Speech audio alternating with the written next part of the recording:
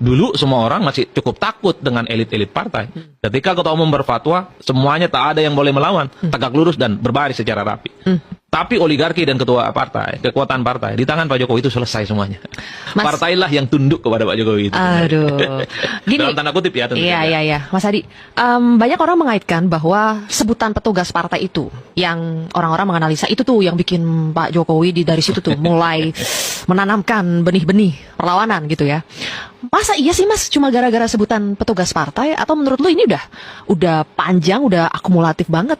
Bagaimana tumpukan perasaan Pak Jokowi ke PDIP dan Megawati sampai akhirnya boom, terakhir di ujung kayak gini? Mungkin ada benarnya, tapi sedikit. Kalau sakit hati hanya karena disebut sebagai petugas partai, dulu kita tahu kubu Prabowo Subianto itu sering ngata-ngatain Jokowi sebagai apa? Jauh lebih ekstrim. Kelemar-kelemar, macam-macam lah.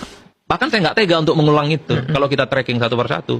Bahkan Fadlizon itu hampir tiap hari itu bikin puisi itu. Macam-macam. Jauh lebih sadis perkataan-perkataannya.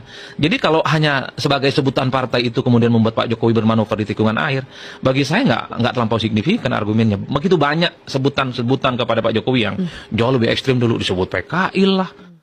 Macam-macam lah, saya terus terang. Tapi kan itu disebut dari lawan politiknya, Mas. Kita kan biasa kalau diomelin sama orang tua sendiri atau keluarga sendiri itu lebih sakit loh. Betul, kalau itu kan hanya soal stereotype dan sebutan-sebutan itu. Justru yang ingin saya katakan adalah, kenapa Pak Jokowi seperti ini manuver politiknya, ya ingin menunjukkan bahwa Pak Jokowi ini presiden, nggak bisa diatur oleh siapapun. Bahwa sebagai presiden yang dipilih langsung oleh rakyat, tak ada faktor yang paling determinan bisa mengintervensi dan mendikte Pak Jokowi.